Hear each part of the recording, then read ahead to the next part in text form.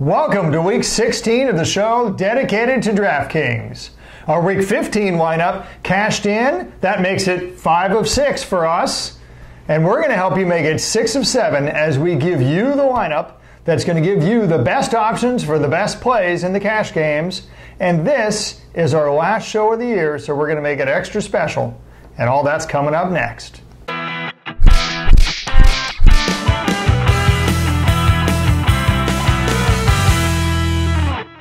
Hello, everyone. I'm Gary Kurtzman.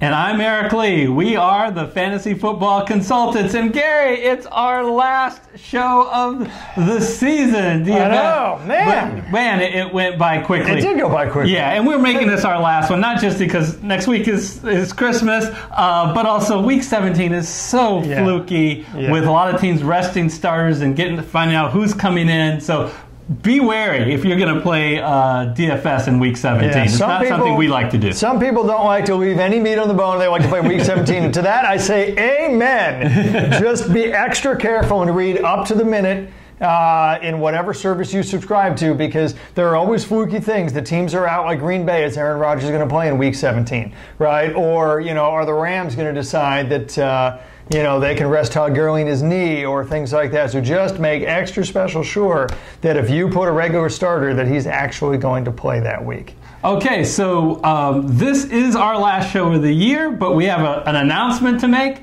We will be back next year. Hooray! Yay! So we renewed our contracts. The studio renewed our contract. They doubled our salary times 0. Right, got it. Yeah. Yep. So we'll be back, and there's some exciting things that we've got planned for next year. Absolutely. Gary, by far our most popular video is our 7 tips and tricks and strategies to be successful in DFS. And that was just, we didn't spend that much time preparing on it. And there's multiple times. That's the tip of the iceberg stuff, really. Multiple times we thought about, hey, let's do another video. But you were the one who said, you know what, we'd rather take some time in the off season and do substantive research and actually put together something that is better than that video that we've already done and better than anything that we have seen on YouTube, and make up a master's DFS class. Look, we got 20 years of statistical modeling for Fortune 50 companies, so this is our bread and butter, and we've got a huge passion for football. So we are going to put all that together, and we are going to come up with a master's class for DFS. Not just how to play, but how to succeed, how to win, and how to do it better than anything else on the internet. So things that we are going to tell you, topics we're going to cover, include things like how to pick the right contest, by position, ways to look for the best value for the money. Let's talk about stacking options. So not just cash games, but now we're talking about tournament pool play. How to pick the right stacking options, where to do it, what positions to pair up with other positions, what to look out for, and finally, how to increase your volatility when you're playing tournament pool play. We'll cover all that and more in our master's class coming up next season. So please, be on the lookout. And we're going to have a time to do a deep dive into things like what are the effects of potentially going up against a shutdown corner, or looking at pace of play. And all that's going to be coming out. If you want to make sure you don't miss it, what you want to do is hit the red subscriber button and then the bell icon. We're not going to have a lot of videos in the spring, but when these videos start to come out, because it's going to be a series of videos in the summer, you're not going to miss it. So with that, let's get you ready for week 16, and let's go into our studio and pick our DraftKings lineup. Okay, so now we're in the DraftKings lobby here, and Eric, as always, why don't we start with quarterbacks? Yep. And this is another week where there's a lot of quarterbacks to choose from, and they all have a pretty close price range. You can see here, not much differentiating even between the top 10. But what I like to do is go for the value, and I'm going to go rather quickly here down to Matt Ryan. The reason why I like Matt Ryan so much, you'll tell by the end that we're going to need to save a little bit of money. It's 6,100 versus 67 for some of the top quarterbacks. But Matt Ryan is a model of consistency. So he gets between 21 and 25 points most games. In fact, over the last month, he's done it for every game except when he faced the #1 passing defense for Baltimore. And, Carolina is far from the #1 passing defense. In fact, they're bottom 10. So I just think that this is a good value, and you know exactly what you're getting with somebody like Matt Ryan. And at $6,100 to be able to get between 21 and 25 points, maybe a little more given Carolina's defense, I think is well worthwhile.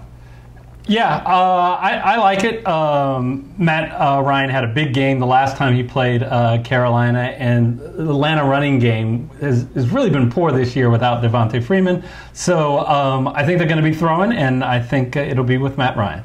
Absolutely. So when you get to running backs now, sometimes we've gone hog wild on running backs. This won't be the week. Why? Because we have golden opportunities for running backs. You always want to take advantage of when a position gets a sudden vacancy and the DraftKings pricing hasn't quite caught up to it yet. May I introduce Mr. Jamal Williams? I'm going to scroll down a little bit because he's $5,400. Here he is. Green Bay versus the New York Jets. So, the bottom line is this. He owns the backfield with Aaron Jones out. So Aaron Jones is out, and he probably, I say probably, won't play for the rest of the year. So this is more than just a one-week play with Jamal Williams. To the situation in some way, it's your duty as an American to do it. Absolutely, and you may have noticed Ty Montgomery now being in Baltimore. So quite literally, Jamal Williams is the last man standing. And now, the matchup isn't perfect, right? He's against the Jets, and the Jets have a pretty good rush defense. But if you can get a 20-touch bell cow running back for $5,400, Eric, you got to do it, especially with an offense like Green Bay's. Well, Gary, there's only one thing better than getting a bell cow back for $5,400. Get a bell cow back for $4,700. I'm talking about the New York Jets, Elijah McGuire. If you haven't got the memo, Isaiah Crowell is on IR and is out. So Elijah McGuire, for the last 2 weeks, Gary, he has gotten 21 and 22 touches. He's proven he's been the goal line back. He scored a short touchdown, and he gets involved in the passing game. And for $4,700 in a game, I think the Jets should be able to stay in at home against Green Bay. I love it. Yeah, and remember, Trent Cannon only got 7 touches last week, and really isn't much of a threat at all. Undrafted guy, just doesn't have quite the skill set that Elijah McGuire or Crowell for that matter. So I think he's got the backfield, like you said, mostly, not completely, but mostly to himself. So moving on to running backs now, let's get ready to spend some money, folks. Here we go. Davante Adams. Talk about the only guy in town. Davante Adams literally gets 10 to 15 targets per game. That, over the last month and a half, is more than any other wide receiver in football. You love the volume, and you love the matchup. This 31 in green here tells you he's basically going against the worst pass defense in football, that being the New Orleans Saints. That being the New York Jets. The New Orleans Saints, by the way, are 32nd. We'll get to that in a moment. So you love the matchup. You love the volume. I could go on and on about Davante Adams, but let's face it, folks, he is worth the money. All right, so you wanted to talk about New Orleans. We will, because our next pick for $8,000, we're going to pick Juju Smith-Schuster. Now, look, we've said this to you many times in doing DFS. You can get rich picking the second best wide receiver against the Saints.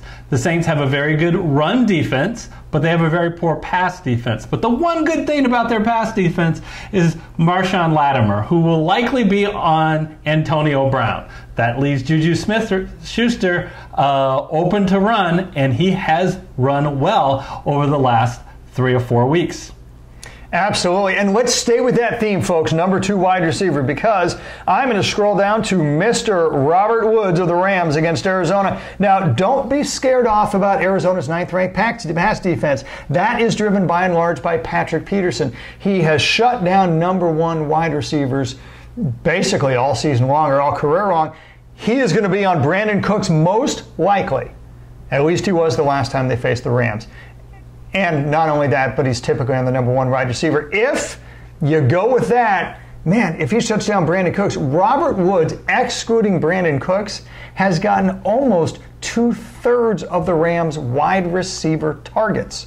So, if you pencil him in, now notice I said wide receiver, not Todd Gurley, but if you can pencil him in for anywhere close to 2/3 of the wide receiver targets, this guy's going to get the same, call it 11 to 15 targets per game that we talked about earlier with Davante Adams, in an offense that's just as prolific, but only for $6,600. He is an incredible value at that price. I think it's a great pick, especially for this situational matchup. Eric, I love Robert Woods this week. And I like the pick even more with the fact that Todd Gurley is hobbled. Now, we don't know if he'll play or if he'll play at a diminished state. That if he is a little bit diminished, that they'll rely more on the passing game. Absolutely. So, continuing on here with the tight ends, we're going to get a little value play here, folks, and I'm going to drift down until I see C.J. Uzomah. What do I like about C.J. Uzomah? 3 words: last man standing. I thought you were going to say $3,300. Okay, I like that too. I do. I like that a lot, actually. But the reality is, They're not going to have A.J. Green. Of course, he's out for the year. They're also not going to have Tyler Boyd, who they are talking about shutting down for the year. Whether or not that happens, they're really shutting him down for this week. Eric, John Ross is usually good for, 5 or 6 targets a game. They're going to have to pass. It's going to have to go from somewhere. Joe Mixon can't carry the battle all day long, especially against Cleveland. They got to pass to somebody, and C.J. Uzomah is in line for a lot of targets for only $3,300. And with Andy Dalton out and going with their backup QB Driscoll, he is much more conservative in throwing the ball. So I think he will be targeting his tight ends. I like the pick. Yeah, absolutely. And they're going to be throwing all day because they're going to be behind Cleveland most of the day. Remember, they lost 35-20 last time. Did you really say they'll be behind Cleveland? Like you're expecting Cleveland? What's the world come to? Any Hugh Jackson team stinks, I guess. So now it's Cincinnati. I don't know. Call me crazy. Okay, so we're moving on here in the interest of time. Robert Foster. I've told you for 3 straight weeks to pick Robert Foster, and guess what? All he's done is gotten 100 yards and or a touchdown in 3 straight. Shall we try and make it 4 people? Are you sensing a pattern? Robert Foster is still only $4,900. So I'm going to scroll down here because remember, we spent a lot of money on wide receivers, so we're kind of in saving mode here. But look, Robert Foster, there he is. Now he's going against New England. New England, I don't know if they miss Matt Patricia or if they just don't have the personnel. But regardless, you know what? They have the 23rd ranked pass defense. And we've had enough games that that's just statistically accurate. The bottom line is the reason why New England has lost 2 in a row, the reason why they're not as dominant as they have in their previous years, it's not the offense, it's the defense. And that's going to hold true. So what does that mean? It means they're susceptible to the home run ball, and that is Robert Foster's specialty. Now, with anybody like that, it's a volatility play. Could he come up with, 1 catch for 20 yards? Of course he can. First of all, he plays on Buffalo. Second of all, he runs the fly routes. But this guy has serious home run potential against New England. I think it's well worth the risk. I think it's certainly well worth the money at $4,900. And so I think he's the somewhat obvious flex pick. There's 2 things I like about this pick. One, Buffalo does not have a running back the last game. They ran out of running backs. They all were hurt. Now, obviously, they'll find one, but then I don't have one that they probably have a lot of confidence in. So they're going to probably have to pass more. Also, game script. New England's going to crush Buffalo is my prediction. I think Buffalo will be behind most of this game, so they're going to have to throw more. Yeah, and with that in mind, who are we going to pick? Well, it's that defense that I just maligned, the New England Patriots, mostly because Buffalo has one of the worst offenses of football, and their running backs are AWOL. Given that they're going to be throwing, here's what you can expect. You can expect a certain amount of sacks. New England does not have a great pass rush. But with all of the passing they're going to do, you can expect a certain amount of sacks. Hopefully they can get you a pick or 2. I'm not suggesting New England is a high-value play, but I am suggesting at this price, $2,500, and get certainly against Buffalo, you know what? They're well worth the pick. They can anchor a roster that I think is full of potential home run guys. So let's recap that roster now. You got Matt Ryan, you got Jamal Williams, Elijah McGuire, Davante Adams, Juju Smith-Schuster, Robert Woods, C.J. Uzomah, Robert Foster, and the New England Patriot defense. All right. Not a dollar to spare. The crowd likes that, and the crowd is telling us to give us our curtain call. That will do it for Week 16 and for our season. Thanks so much for watching. We look forward to seeing you next year. If you haven't yet, please hit the red button to subscribe. And we wish all of you a very happy holiday season. See you next year, folks.